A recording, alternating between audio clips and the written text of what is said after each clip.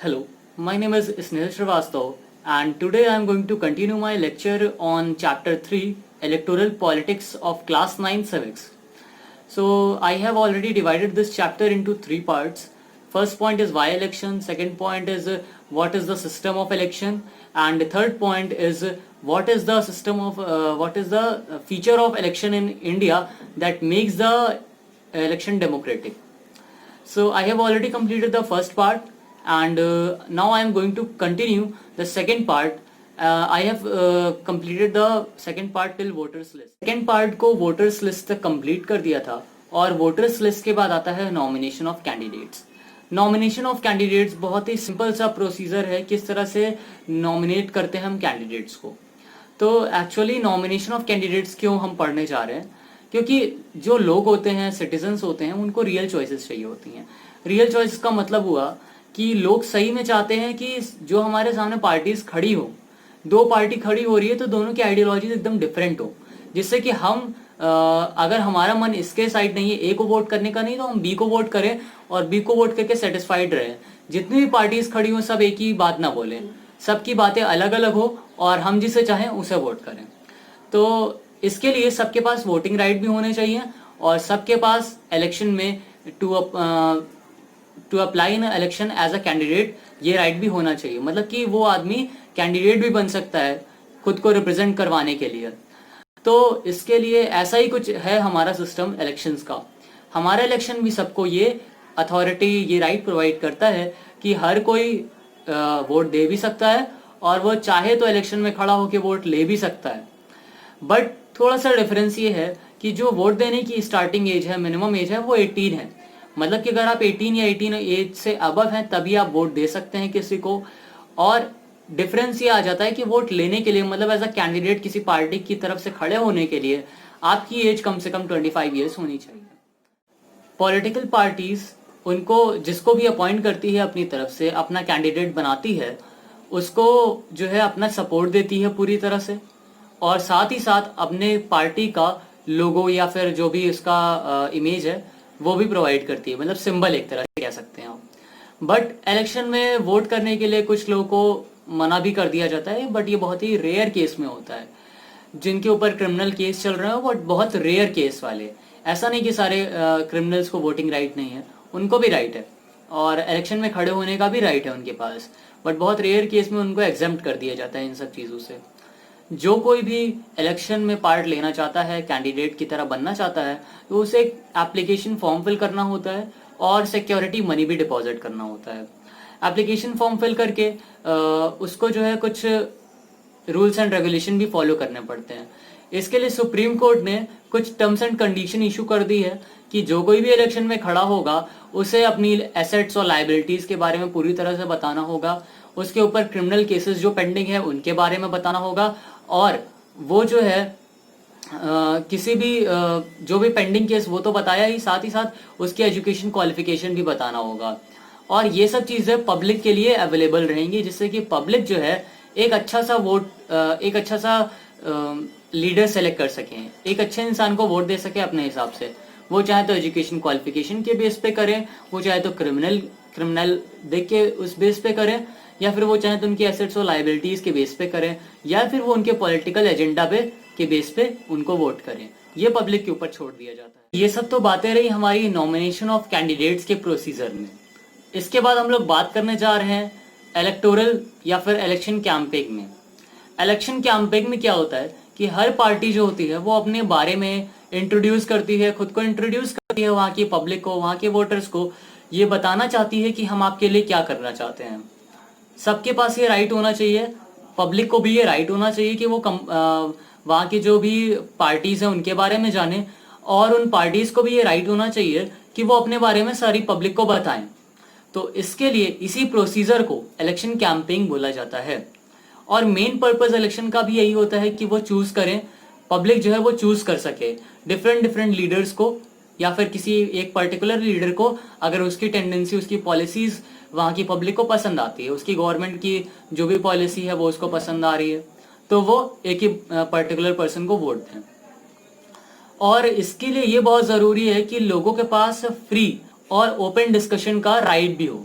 अगर लोग फ्रीली और ओपन डिस्कस नहीं कर सकते, वहां की पार्टीज फ्रीली और ओपन डिस्कस नहीं कर पाएंगे, तो ये सब चीजें जो रहेंगी वो कहीं ना कहीं दबी रह जाएंगी और लोग सही तरीके से, ओपन तरीके से वहां के लीडर को इलेक्ट नहीं कर पाएंगे।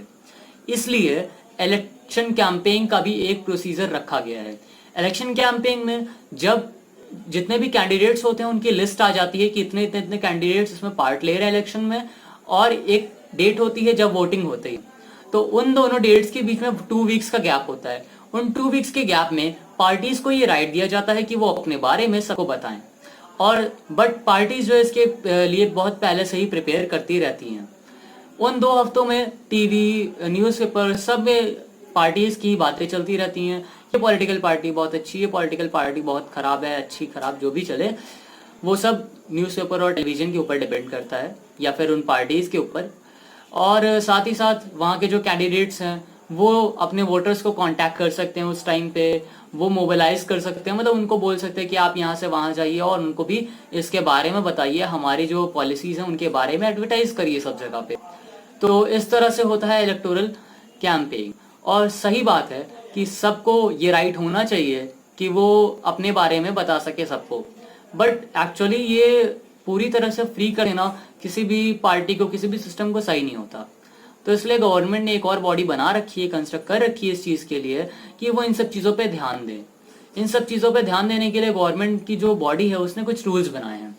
उसके रूल्स रहते हैं कि जो भी कोई भी पार्टी है, कोई भी पार्टी है, वो किसी को भी ब्राइब नहीं कर सकती है, किसी को भी फोर्स नहीं कर सकती अपने लिए वोट करने के लिए। वो रिलीजियस प्लेसेस का यूज नहीं कर सकते अपने लिए वोट पाने के लिए। और एक और टर्म्स एंड कंडीशन है कि जो लोकसभा के इलेक्शंस होते हैं, मतलब पार्लियामेंट्री कंस्टिट्यूएंसीज, जैसे कि मैंने पहले बताया था, पार्लियामेंट्री कंस्टिट्यूएंसी में 543 कंस्टिट्यूएंसीज होती हैं। मतलब लोकसभा के लिए 543 कंस्टिट्यूएंसीज में इंडिया को डिवाइड कर दिया जाता है। तो उस इलेक्शन में जो भी पार्टी है वो 25 लाख से ज्यादा स्पेंड नहीं कर सकती है।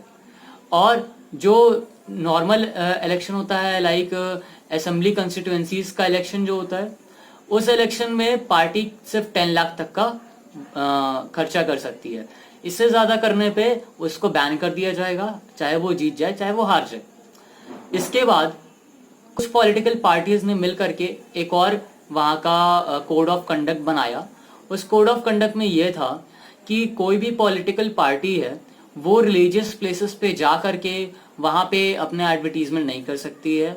उसके बाद उन्होंने ये भी बनाया कि जो गवर्नमेंट की व्हीकल्स का यूज़ नहीं कर सकती है।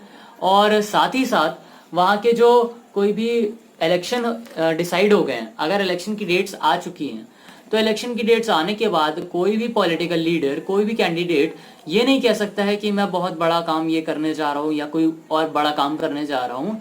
जिस लाइक कोई भी कह दिया कि मैंने हॉस्पिटल बनवा दिया, या फिर कोई वेलफेयर के लिए पब्लिक के कोई भी बड़ा काम बोल दिया, जिससे पब्लिक उसकी तरफ एक झोंके में ये अट्रैक्ट हो जाए और सारे वोट्स उसी के पास चले जाएं।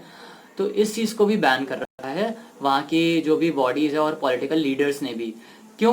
क्योंकि अगर इलेक्शन डिसाइड हो गए और उसने कुछ दिन पहले ये बात बोल दी और लोग कहें कि अच्छा ये ऐसा काम करने जा रहा है, तो हम सब लोग इसी को वोट करते हैं, और इलेक्शन के रिजल्ट्स आने के बाद उसने वो काम रोक दिया, तो क्या होगा? वहाँ पे जो उसने वादे किए वो पूरी तरह से, एक तरह से बहुत गलत हो जाएंगे। इसीलिए इसको बोल दिया गया कि डेट्स आने से पहले आप अगर इस काम को शुरू करते हैं तो उसको कंटिन्यू करते रह सकते हैं, लेकिन डेट्स आने के बाद ऐसा नहीं कर सकते हैं, या फिर इलेक्शन होने के बाद आप ऐसा कर सकते हैं, जिससे कि आपका काम दिखना चाहिए लोगों को। ऐसा नहीं कि आपने 2 दिन के लिए बोला और फिर खत्म हो गया। तो ये भी समझ में आ गया होगा कि इलेक्शन कैंपेन किस तरह से होते हैं और किस तरह से किए जाते हैं।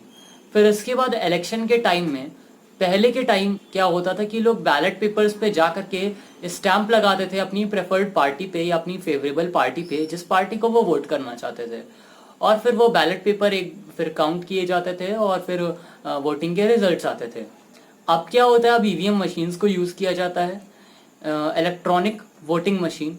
इस मशीन में क्या होता है कि बस लोग जाते हैं और अपने प्रेफर्ड जो भी उनको अपना पार्टी सेलेक्ट करनी है उस पर बटन दबा देते हैं, और फिर एक प्रेफर्ड डेट पे कुछ दिन बाद उसको काउंट कर लिया जाता है। उस ईवीएम मशीन को ओपन करके उसको काउंट कर लिया जाता है। काउंट करने के बाद वहाँ पे उसके जो भी इलेक्शंस होते हैं उसको रिलीज कर दिया जाता है, इलेक्शन के जो रिजल्ट्स होते हैं उनको रिलीज कर दिया जाता है, और जो नई गवर्नमेंट आनी रहती है उसके बारे में टीवी और न्यूज़पेपर्स में सब कुछ बता दिया जाता है। और इसको इन सब प्रोसीजर्स को एक ऑफिसर देखता रहता है, जिससे कि कोई भी चीटिंग वाला काम ना हो, इसमें कोई भी गलत तरीके से काउंटिंग ना करे। तो अब हम लोगों ने दो पार्ट्स खत्म कर लिए हैं। पहला पार्ट जो था वाई इलेक्शंस, और दूसरा पार्ट जो था कि what is the system of election in our country. वो दोनों पार्ट्स खत्म हो चुके हैं। उन दोनों पार्ट्स के बाद हम लोग आते हैं थर्ड पार्ट पे। थर्ड पार्ट में ये बताया जाता है कि what makes election in our India a democratic election. हमारे इंडिया में इलेक्शन की क्या ऐसी खास बात है जो इसको डेमोक्रेटिक बना देती है। तो हम लोगों ने पहले ही बहुत ढेर सारी मैल प्रैक्टिसेस के बारे में पढ़ रखा है कि किस तरह से लीडर्स जो होते हैं, पॉलिटिकल लीडर्स, वो चीटिंग करके खुद को जिता लेते हैं। जिस लाइक पहला एक हो सकता है वहाँ के वोटर्स को धमकी देना और उनको खुद को वोट करवाना। दूसरा हो सकता है कि वहाँ पे जो गवर्नमेंट ऑफिशियल्स हैं उनकी हेल्प ले करके वहाँ पे कैंपेनिंग करना और लोगों को अपनी तरफ अट्रैक्ट करना। फिर ये हो सकता है कि जो बहुत ज़्यादा रिच पॉलिटिकल पार्टीज़ हैं वो बहुत ज़्यादा पैसे खर्चा करके भी लोगों को अट्रैक्ट कर सकते हैं, लोगों को पैसा दे के कह सकते हैं कि हमें वोट करो। और एक चौथा तरीका ये भी होता है कि जो वोटर्स का नाम नहीं है लिस्ट में उनको भी ऐड करवा के या कहीं से फेक वोटर्स को ला करके और जो जेन्युइन वोटर्स हैं उनको हटा करके उनसे वोटिंग करवाना अपने लिए। तो ये सब तरह की प्रैक्टिसेस है जिनको मैल प्रैक्टिसेस बोला जा सकता है इस इलेक्शन की फील्ड में। तो यहाँ पे इस तरह की चीज़ों को देख करके लगता है कि हमारा जो इलेक्शन का मोटिव है वो पूरा ही नहीं हो पा रहा है। तो बात करने जा रहे हैं इंडिपेंडेंट इलेक्शन कमीशन की। इंडिपेंडेंट इलेक्शन कमीशन की बात करने से पहले मैं आपको बताना चाहूँगा कि अगर हमारी जो कंट्री है इसमें जो पॉलिटिकल इलेक्शंस होते हैं, पॉलिटिकल पार्टीज़ हैं, इनका जो इलेक्शन करवा रहा है वो कौन है। अगर इन सबको देखने वाला एक फ्री होगा जिसके ऊपर कोई पॉलिटिकल प्रेशर ना हो, किसी भी तरह का प्रेशर ना हो कंट्री का, वो अगर इस ऐसे इलेक्शंस को हेल्ड करवाता है तो इलेक्शन ज़रूर सही हो सकते हैं, क्योंकि उसके ऊपर किसी पॉलिटिकल लीडर का प्रेशर नहीं रहेगा उस टाइम कि अगर पॉलिटिकल लीडर जीतता है या हारता है उससे उसकी पोस्ट को या उसका कोई इफेक्ट पड़ेगा। तो यस, ये इसके लिए पॉजिटिव आंसर है हमारी कंट्री में। हमारी कंट्री में इलेक्शन कमीशन है। इलेक्शन कमीशन में चीफ इलेक्शन कमिश्नर होते हैं, वो इसके चीफ होते हैं। ये सारी चीज़ें वही देखते हैं, उन्हीं की गाइडेंस में होती है इलेक्शन की प्रोसीजर सारे। और अगर उन्होंने उनको अपॉइंट तो प्रेसिडेंट करते हैं, बट वो अपॉइंट होने के बाद प्रेसिडेंट को भी आंसरेबल नहीं होते। उनकी जैसे विश है वो वैसा कर सकते हैं। अगर उन्हें लगता है कि कोई गलत काम कर रहा है, कोई पॉलिटिकल पार्टी गलत कर रही है, तो वो डिसीज़न उसके अगेंस्ट भी ले सकते हैं, उसके फेवर में भी ले सकते हैं। और कोई भी political party even after coming in the power virtually एक तरह से इम्पॉसिबल है चीफ इलेक्शन कमीशन को वहाँ से हटाना। तो अब हम लोग देखने जा रहे हैं कि क्या क्या पॉइंट्स हैं चीफ इलेक्शन कमीशन। तो हम लोग पढ़ने जा रहे हैं कि क्या क्या पॉइंट्स रहते हैं इलेक्शन कमीशन के। तो इलेक्शन कमीशन जो होता है वो इलेक्शन कराने से लेकर के उसके रिजल्ट के डिक्लेरेशन तक सारी चीज़ें देखता है। उसके पास ये राइट होता है कि किसी भी पॉलिटिकल पार्टी, पॉलिटिकल लीडर को वो पनिश कर सकता है। और साथ ही साथ जब इलेक्शन होते हैं तो उस टाइम में जो गवर्नमेंट के ऑफिशियल्स होते हैं वो इलेक्शन कमीशन के अंडर में होते हैं, ना कि गवर्नमेंट के अंडर में। और जो इलेक्शन कमिश्नर होते हैं, चीफ इलेक्शन कमिश्नर, वो गवर्नमेंट को ये ऑर्डर दे सकते हैं कि किसी भी गवर्नमेंट ऑफिशियल को आप यहाँ से कहीं और पे प्लेस कर दें, उनकी प्लेस चेंज कर सकते हैं। आप लोगों ने देखा कि कितने ज़्यादा फ्री है इलेक्शन कमीशन। ये एक ऐसी बॉडी है जो सबसे ज़्यादा फ्री है, और इलेक्शन के टाइम में भी या फिर इलेक्शन के बाद भी इसको कौन पॉलिटिकल पार्टी जीत रही है कौन नहीं जीत रही है उससे कोई इफेक्ट नहीं पड़ता है।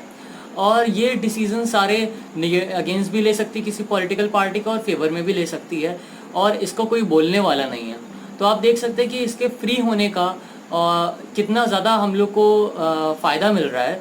तो इसीलिए इस बॉडी को काफ़ी फ्री बनाया गया है। हम लोग आते हैं पॉपुलर पार्टिसिपेशन। तो आपकी एनसीईआरटी की बुक में इस चैप्टर में एक ग्राफ भी दिया हुआ है। उस ग्राफ में दिखाया गया है कि किस तरह से यूके का ग्राफ जो है वो डाउन जाता है और इंडिया का ग्राफ स्टेबल है या फिर ऊपर चला जाता है। इन केस आपके पास बुक नहीं है तो भी आप इसको समझ सकते हैं इजीली, क्योंकि मैं इस वे में समझाऊंगा कि आपको सब समझ में आ जाएगा। तो इसमें देखने को मिलता है कि पहला पॉइंट कि जितने भी वोटर्स हैं इंडिया में, रिच मेंस कम वोट करते हैं और जो मिडिल क्लास और पुअर फैमिली है वो ज़्यादा वोट करती है। और यूके में इसका अपोजिट है कि वहाँ पे रिच मेंस ज़्यादा वोट करते हैं और पुअर और मिडिल क्लास कम वोट करते हैं। इसके बाद आता है कि जो इंडिया में एलिजिबल वोटर्स हैं वो धीमे धीमे बढ़ते ही जा रहे हैं या फिर स्टेबल रहते हैं, बट यूके में क्या होता है कि जो एलिजिबल वोटर्स हैं वो धीमे धीमे कम होते जा रहे हैं। फिर फोर्थ पॉइंट ये आता है कि इंडिया में जो मिडिल क्लास या फिर पुअर फैमिलीज होती हैं उनको ये भरोसा होता है कि अगर हम वोट करेंगे, वो इलेक्शन एक उनके लिए तरीका होता है कि वो पार्टीज़ को प्रेशराइज करें कि अपनी बात मनवाने के लिए। तो यहाँ पे देखिए किस तरह से लोगों को फ़ायदा मिल रहा है यहाँ की डेमोक्रेसी का, बट ऐसा यूके में देख के शायद नहीं लग रहा कि वहाँ पे जो है लोग ज़्यादा वोट कर रहे हैं, वहाँ पे सिर्फ रिच मेंस वोट करते हैं ज़्यादा। फिर इसमें फोर्थ पॉइंट आता है कि इंडिया में जो 1/3 वोटर्स हैं वो वोट करते हैं और साथ ही साथ इसमें हर 7 में से एक आदमी जो वोट कर रहा है वो किसी न किसी पॉलिटिकल पार्टी से रिलेटेड है। फिर फोर्थ पॉइंट दिखाता है, उसमें ग्राफ बना हुआ है कि किस तरह से पहले के मुताबिक अब का जो यंग एज के पीपल्स हैं वो लोग ज़्यादा वोटिंग करने पे इंटरेस्टेड रह रहे हैं। एग्जाम्पल से इंडिया और यूके इन कंट्रीज़ के कंपैरिजन में जहाँ पे दोनों ही जगह डेमोक्रेसी है, तो हम लोग ये समझ सकते हैं कि वहाँ पे जो डेमोक्रेसी है वो सही से वर्क नहीं कर रही है, क्योंकि वहाँ पे लोग, छोटे लोग इंटरेस्टेड ही नहीं हैं। क्योंकि सबसे ज़्यादा प्रॉब्लम जो मिडिल क्लास और पुअर फैमिलीज होती हैं उनको होती है, बट वहाँ के लोग इसमें इंटरेस्टेड ही नहीं है। बट इंडिया में ऐसा नहीं है, इंडिया में पुअर फैमिलीज और मिडिल क्लास बहुत ज़्यादा इसमें इंटरेस्टेड रहते हैं और चाहते हैं कि इसमें ज़्यादा से ज़्यादा पार्टिसिपेट करें, जिससे कि वो किसी भी पॉलिटिकल पार्टी पे प्रेशर बना करके अपनी मन की बात मनवा सकें। इसके बाद आते हैं acceptance of election outcome. Acceptance of election outcome में ये बात आती है कि अगर कहीं पर भी चीटिंग हो रही है तो जो रूलिंग पार्टी वही बार बार जीतती जाएगी। बट और ये इलेक्शन बता देते हैं, ये इलेक्शन ही डिफाइन करता है और इलेक्शन के जो रिजल्ट्स होते हैं वही बता देते हैं। अगर बार बार एक ही पार्टी जीतती जा रही है तो इसका मतलब ये होता है कि क्या हो रहा है, वहाँ पे चीटिंग हो रही है, मैल प्रैक्टिसेस हो रही है। इंडिया में ऐसा नहीं होता। लास्ट 15 ईयर्स से वहाँ की जो रूलिंग पार्टी है वो बार बार चेंज हो रही है। वहाँ के जो सिटिंग मेंबर्स हैं वो भी बार बार चेंज किए जा रहे हैं इंडिया के। But as compare to US में ऐसा नहीं है। यूएस में जो भी लीडर है, जो भी वहाँ का हेड है, वो बार बार वही बन रहा है। तो इससे ये समझ में आता है कि किसी और कंट्री में जो लीडर है वो मैल प्रैक्टिसेस का यूज़ करके बार बार खुद को इलेक्ट करवा सकता है, बट इंडिया में ऐसा नहीं हो रहा है। इंडिया में बार बार लीडर्स चेंज हो रहे हैं, तो इसका मतलब ये है कि वहाँ पे कोई मैल प्रैक्टिसेस नहीं हो रही, या फिर एक तरह से बहुत मिनिमाइज तरीके से हो रही है। और साथ ही साथ इसके बाद एक आता है कि bearing very few disputed elections.